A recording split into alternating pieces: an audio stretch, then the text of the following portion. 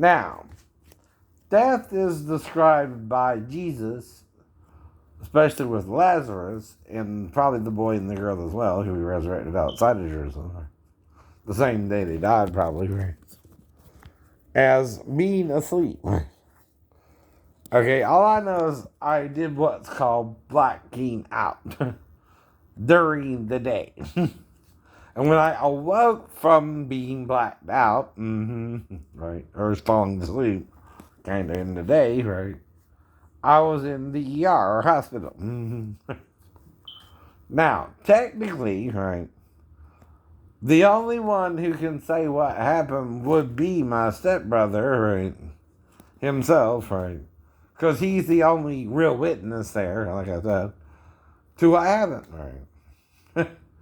If I have amnesia of even turning down the road, though, that either suggests the windshield hit me real hard on the head, you know what I mean, and knocked me out somehow, right? Or if we made it to his girlfriend's house, something happened there or after there on the way out, right? Before I got out, right? Right. That's all I know could have happened, right? Either something that happened at his girlfriend's house, which is where I was dropping him off at, right? Or on the way home from there, right? Exactly. And I ran into someone else and they did something to me, right? So whatever happened though, either I was blacked out by the windshield, which would also cut up my stepbrother, because it broke on the driver's and the passenger's side, right? Both sides were broken out according to the doctor's report, right? And I got cut in my hand, and my eyebrow got shaved off, and I got a few cuts in my face, right? Which healed over the years, right? And that's all I know about it, right? But does that mean I died or didn't die? Who can say?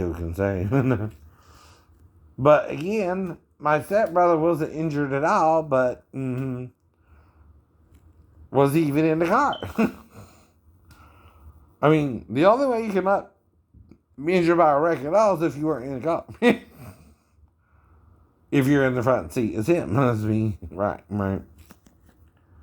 So what that means is, though, I don't know. One of us was injured slightly and out in the hospital 2 days, I guess, if you take it literally, right? As to how much time I was actually in the hospital, right? And one of us wasn't injured at all. Was in fact waiting for the parents, right? To get there after the wreck, right? Supposedly, right? And I'm the only one injured there, but not him at all, right? But if you were to look at the windshield, the whole windshield broke out on the driver's and passenger's side. Guess which side he was in, passengers? The passengers. So right there's a discrepancy if one of us is injured in the wreck and one of us isn't. Now, the speed of the wreck, the curve has a speed limit of 35 miles an hour. Even if the car got up to 35 miles an hour and wrecked, it would still be a bad wreck. But not as bad as, say, 45 or 50, which would actually be how fast you would have to be going to lose control. Now, if I lost control at 45 or 50, right, that would make sense, but not at 35 or below. Right. Now, I don't know how fast the car was even going around the curve either, so I got amnesia. Right? Before the curve, for some reason. Strange that, too, right? And that's all I can tell you on my end. The only one who I asked to tell us, right, is my stepbrother, Little Roddy, or Roger Edward Crusher IV, right? I don't know what happened to him, but supposedly he died of a drug overdose, right? Now, I don't know why, suddenly. I did ask him about what happened before he did. Which is kind of suspicious, ain't it? Right? But now all I know is he's supposed to be dead and died of a drug overdose. Okay. I can't refute that, can I? No. Especially if everyone else told me he's dead, right? Okay. You say so, you say so. Now, the thing is, though, something would really happen that happened to me at Vivian's house first. And they tried to cover it up by wrecking me in the car. But that's impossible, huh? No, I don't know. Or I met someone else further down the road and say it was an Asian female and I tried to have sex with her. We did. But then someone found out about it, like her dad or something, and he overreacted and tried to kill me. Right? And wrecked me in the car himself. To cover up his crime, right? Either way, something that happened down that road where I was blacked out, either way, right? And my stepbrother was the only one who could witness to it. And now he's mysteriously dead. But okay. Can't do nothing about that. Nope. But this sounds like a story you hear every day. No, not even Stephen King's story. Where his guy wrecked a car.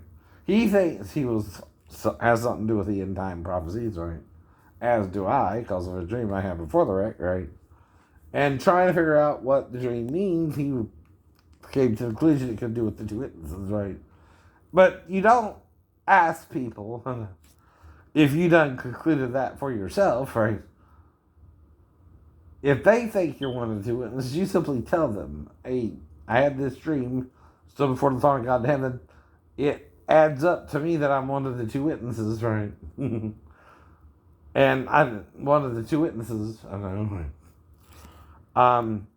So I'm trying to learn about God, what's going on here, right? Or what's going on with your church, right? See, I'm trying to learn why I'm one of the two witnesses, right? And what it means to be one of the two witnesses without, like, any man understanding anything about it, right? But having to learn as you go along, right? Exactly. Though John talks about seals, right? On the back of a certain book, right? Which men won't be worthy to read them or understand them, right? Well, I'm reading some things I wasn't shown in church. Though technically it's over 7 things, but dealing with a certain topic about the Spirit, right? See, the Spirit is something man can't necessarily understand unless he thinks more spiritual than physical, right? Right? A spirit, for example, is not bond but free because it's everywhere, right? It has no boundaries. It's in everything, above everything. Everything is in it, right? And what isn't matter is spirit, right? As well in the universe, right? And what is matter is produced by the Spirit to make things from, right? You have this clay, right? You make something from the clay, right? That's what we're described as. The Spirit is the potter. We are the clay. Have you heard that before? Well, the problem is clay creatures are judging other clay creatures and killing each other over differences of opinion about a law a man wrote 3,500 years ago called Moses or Moshe, Shah,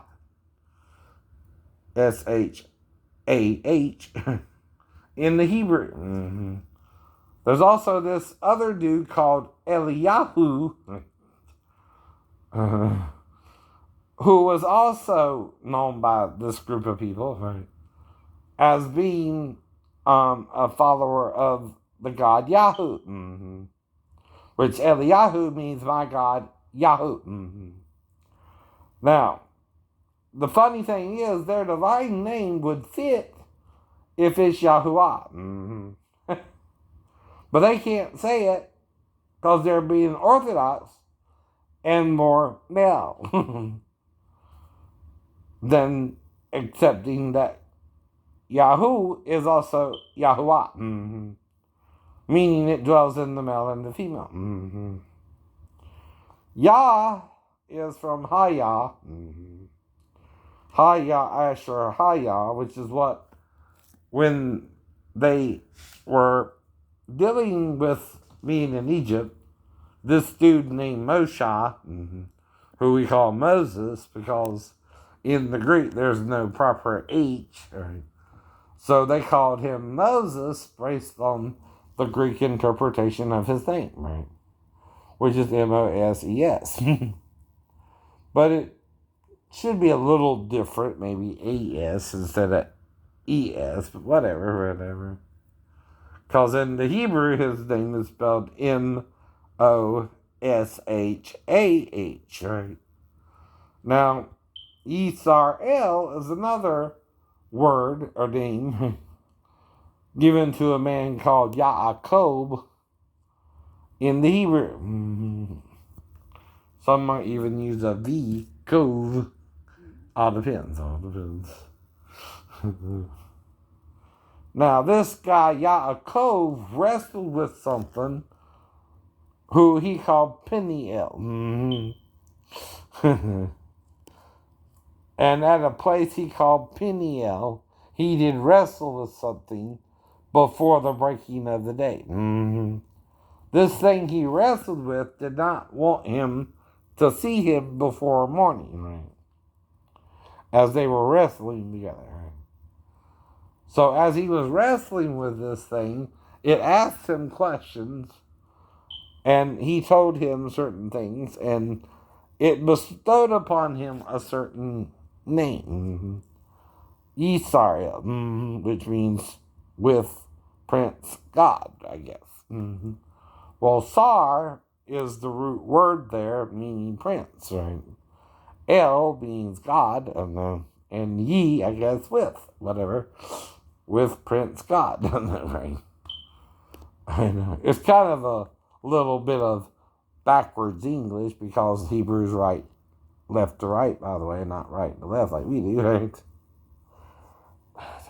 Or vice versa.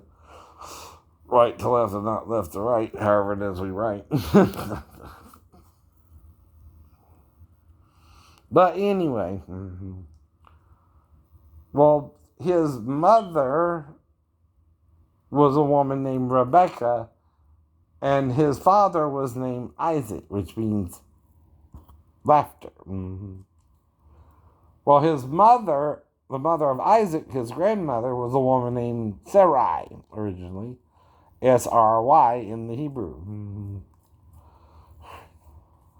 Well, when she was about 90 years old, something spoke to her husband Abraham and told him to call her Sarah, which is the feminine form of Sar, which is prince. So I assume Sarah, which is S-R-H, means prince her, because even La'ah means to her.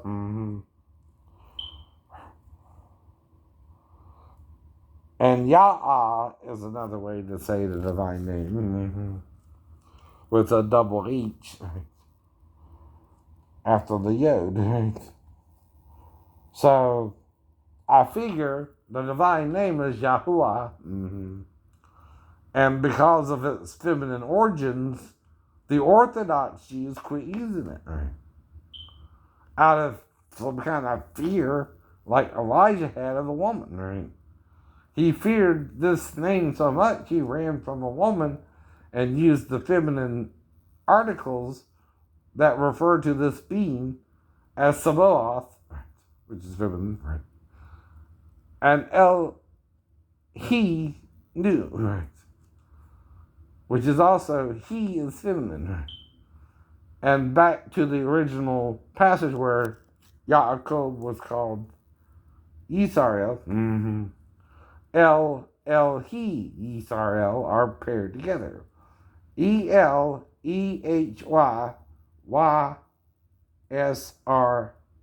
In the Hebrew. And that's all you got there. But maybe an olive somewhere as well. Aleph, Lamed, hey, Yod, right? Then Yod, S, which is Sin, all right?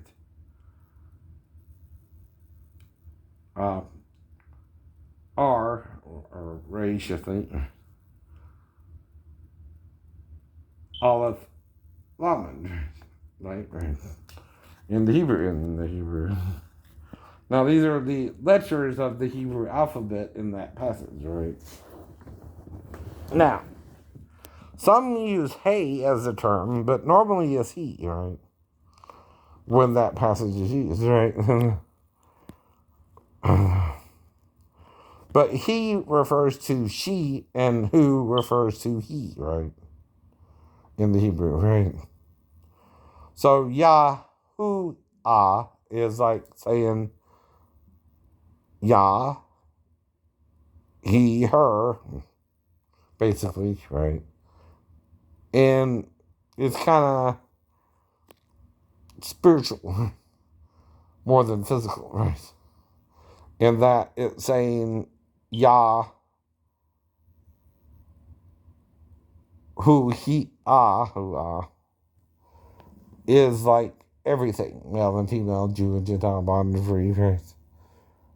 Like the Apostle Paul said in Galatians 3:28. Mm-hmm. So again, right?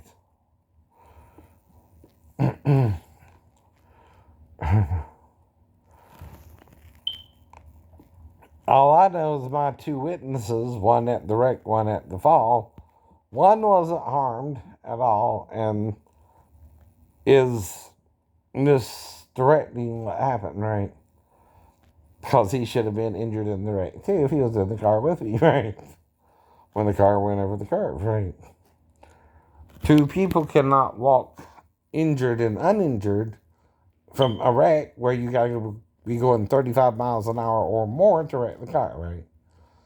In other words, if the car is going under 35 miles an hour and you wreck the person in the car with it by himself, there's going to be less damage to both the car and him, right? For example. But if you go 45 to 50, everybody's going to be damaged in the car, right? Exactly. Even the stepbrother, to actually wreck the car, right?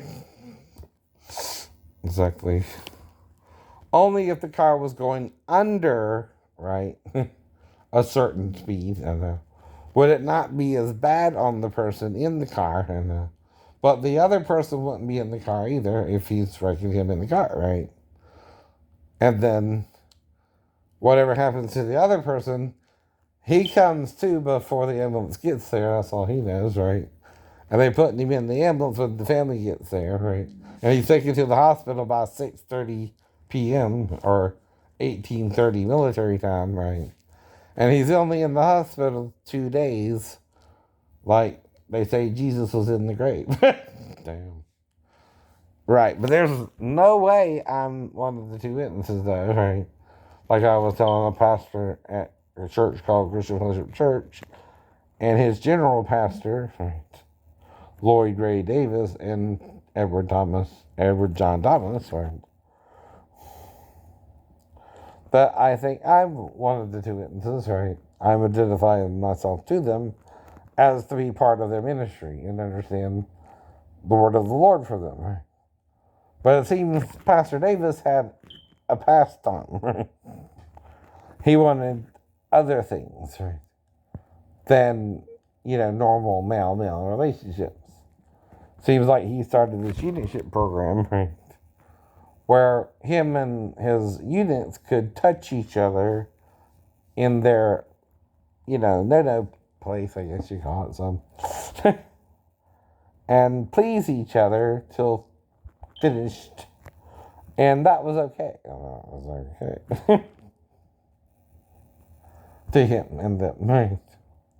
But they kind of kept it quiet from the Navy, right? Because they were also recruiting Navy guys, right, to join their church.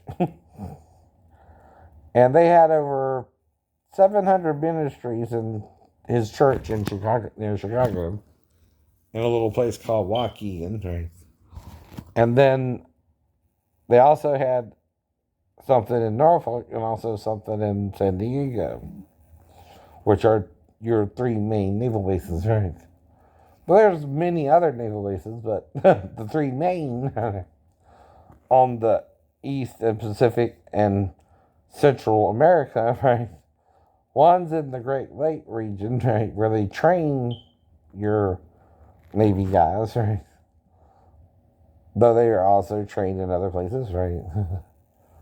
Too, but that's one of the bigger bases of the spaces, right? Then NOB and then San Diego, right? That's all I know about it, right? Now, they told me about the program, right? I do try to take a shower with me and I declined, right? And like I said, when I went to the other church in NOB, I think I was having a wet dream and one of the brothers tried to wake me to join me in the wet dream. I just act like I was still asleep, so I don't know what happened. And went back to sleep. And didn't let him wake me up. No. But the next morning, he was kind of worried about it and he even spoke to the pastor about it. Anyway. Well, after that, I just kind of, didn't know what to do. And I thought they taught me all they could teach me and I quit going out, right? Kind of, right? And it wasn't so much as, the masturbation part, though that was kind of weird, right?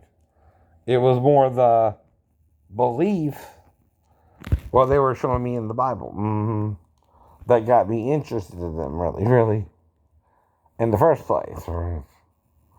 But it did kind of confuse me sexually, right? A little, that he was willing to do that with grown men, right? Now, the problem is, some boys got involved, right? And, if you tell little boys, right, to do that, it's called corruption of a minor, right? You can't tell two little boys it's okay to touch each other like that, right? That's considered something only the parent can tell the child about, right? Anyway. And usually, the parent would prefer the child to do that alone or by himself, right? And I did read a passage where Moses talks about something like that. He talks about spilling your seed on you, right? Or in a woman, right? When you're having sex with her, right? Well, the way he describes it is one way you're by yourself, right? Somehow your seed of copulation comes out of you, right? And it's just you, right? And all I know is that sometime before evening, you do this activity with yourself, by yourself. And no one's with you. No one's with you at all. Nope. And when you finish, you're to wash yourself, right? In water. Clean water. And be clean, right, of the act, right? That's it.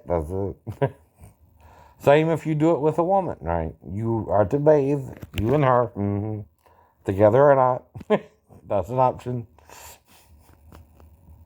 And then again, you're unclean to eating, right? Which also suggests you do it before eating. Both things you do. One by yourself and one with someone. I don't know what he means. Maybe you do. Okay? But no one showed me that was in the Bible, you know what I mean? Not in my church. And I bet they did in yours. I bet they did in yours either. But that could be what John means when he says men sell certain things that are in the Bible, not being worthy of it. Right? Okay. Because I guess you're not worthy to touch yourself by yourself without a woman till your seed of copulation comes out. Even though we all know what that means, generally. And there's two ways to do it: with your hand or when you're asleep. Though this is described as before evening. Before evening. So there's only really one way to release your seed by yourself before evening. Hand job. Before evening. Unless you're on a, say, bed or mattress type thing, right? And pretending it's hopefully a female. and doing it to yourself, by yourself, right? Still, until you finish like it's a woman, right? You're being with, right? Where you're playing the male with no female, because you're by yourself, alone, right? Then you find a woman and you make love to her. Same rule applies, right? But there's only two ways the Bible says it talks about it. Indirectly, by the way. It don't call it sex even, right? With woman even, right? But that's what you're technically doing, right? Right. You're also doing what's called masturbation when you're by yourself, right?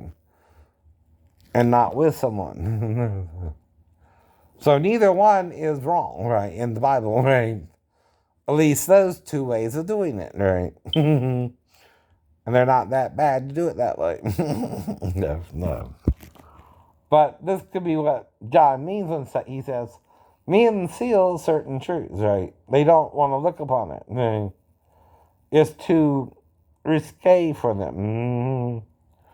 It might actually help them deal with some things they can deal with, that all men deal with. But it's weird to them how it's described. Because it's like it's talking about it. Well, some men are taught not to talk about it at all. And so that's a problem for them. So when they read something that direct about it, right, it's describing it almost in detail, right? And they get a little worried about the Bible and wonder if it's really a holy book of God or not, right? Well, if that's unholy, right, it don't seem like it's really a big deal to whoever wrote the Bible, which we assume was the figure named Moshe, or Moses, right, in the Greek, right? And that he authored it, or someone else did to cover his own death, of course, right? It's rumored up to a certain point, of course, he wrote it, right? And up to a certain point, right, he can't write it, right? But he wrote it at least up to his own death, you know. At least then, and then he died, and then he died, like everyone else, like everyone else. But that's as far as any author could write a book, right? Even the character who we call James Bond had an author, but I heard the author died, didn't he? Right? Well, maybe the character will eventually die another day. And, you know, he lives and that dies, right? And he's a little scoundrel sometimes, right? He makes love to a lot of women, which I've been through that to myself. And again, because men also sometimes want sex with the same sex. Well, that book says that's a bad thing to do. Calls it almost an abomination, right? Which is kind of saying don't do it, right? If you can help it, right? Though there's another guy named Jesus who says, look, people are doing this stuff whether you like it or not, so maybe try to forgive them, right? That mistake. And yes, it's a mistake, you know, to do anything of that nature, right? But if you make it an issue with them, they're going to get mad with you and try to rape you or something, right? Like the people of Sodom, right? To the two beings who went to visit them with a guy named Lot living among them, right? Where they felt like they were being judged by them for wanting to know the two beings that were sent to them, who were strangers to them, right? Which is kind of why that's kind of wrong, right, too, right? I don't know you that way. I didn't come here to get to know you that way, right? And quite frankly, maybe I don't want to know you that way, right? But it should be my choice, though, if I want to know you that way or not, right? Well, it seems like these men didn't care about the opinion of the two strangers who came to visit them, right? And wanted to do them that way anyway, and that became the issue, right? So they were struck blinded, the men who were trying to get to these two beings, right? And they told Lot that they were looking for any people that were technically righteous, at least 10 in the city, right? And they might could spare the city, but if they couldn't find 10, right, they would have to leave the city because a meteorite shower, we would call it today, which they call back then fire and brimstone, right? Because what else you going to call a meteorite or an asteroid shower or whatever you want to call it, right? Back then. See, the thing is, the city wasn't located where there were any volcanoes or any, right? So it was struck by these big fireballs.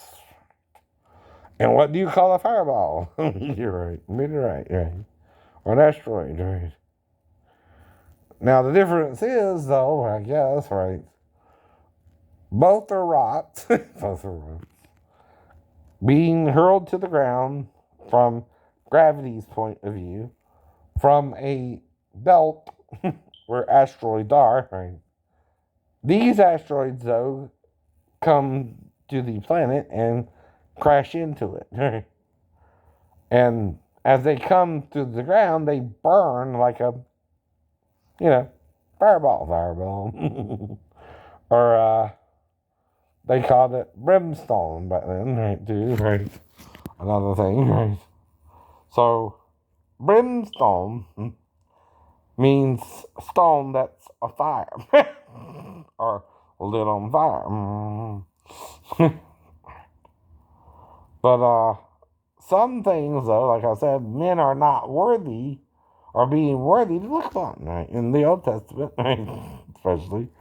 And I think I've discovered what all 7 are. One of them has to do with a male being alone and spilling his seed of copulation on his skin or garment when he's naked. And having to wash afterwards and just be unclean eating, right?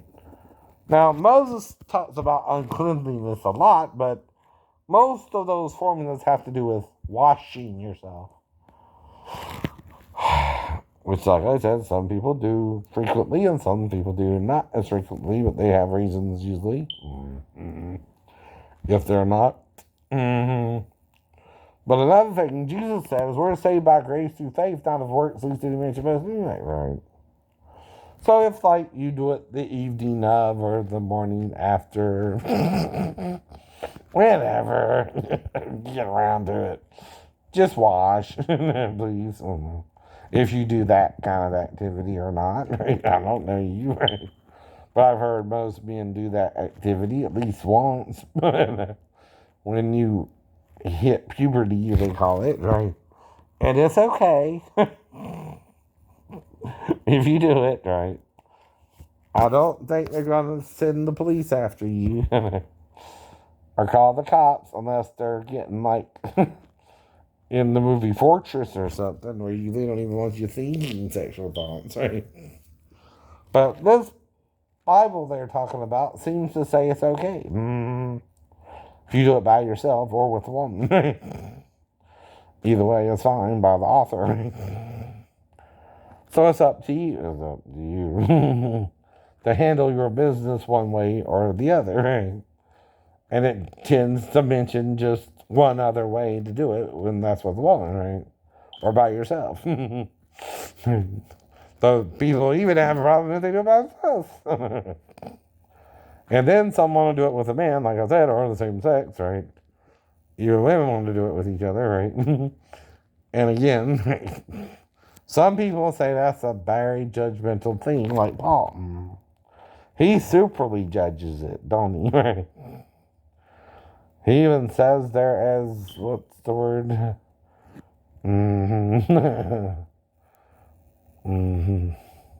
Disobedient to parents and all kind of stuff, right? Well, that wouldn't make sense if your mom and dad gave birth to you and you're wanting to go gay. I don't know. I don't understand why that would be a problem with some parents and not with others who hate their children and hate their life because they're a single parent or whatever. I don't know. Why would you hate reproduction? There's only one way to reproduce, male and female. But that's what you're hating, by the way. I wonder who else would hate reproduction. a being that don't want to exist anymore, and wants to kill you with itself. He's called Ha-Satan, which means the enemy. Now, if you're God and you made everything and everything's alive by you, this being seems to want to kill everything you made, huh? Right? It's an enemy of life, right? It's not pro-life, it's pro-death, right? Yet, again, though you don't want anything to die, you still know people have the right to choose to die, even for their own children, right? And some people, it would have been better for them not to have been born, he says. So why argue? If they want to hurt their own offspring, they're going to hurt their own offspring, one way or the other. It's up to them. As long as it's done before a certain time, which I understand that too. Like in my day, it was the third trimester you couldn't do it. Right? Some say 6 weeks after conception. They don't want you to do it. But whatever, right? You're going to do what you're going to do there too. You understand? There are touchy issues, though, in this book that people don't want to deal with, really. That might come from a different perspective, too, if you look through different eyes. Like King David, though, compared to the people who wrote the Bible itself, I would see that as a woman was trying to seduce me, if I'm King David, to get her child on the throne of my throne, right? Instead of my children who were already born. And I would want to know who sent that woman to me, right? Myself, right? If I was him, And what the deal was, right? Because she unusually, like all of the women of Jerusalem, or one, one woman in Jerusalem was bathing naked where this man could see her, right? And I don't know if she could see him, but I bet. Well, again, another thing they did was conceive a child, and again, the child mysteriously died 7 days later. Of all the children David had as well, this is the only one to die. Funny. But whatever, it's a matter of perspective there. His versus theirs, too, right? Don't usurp my throne, though.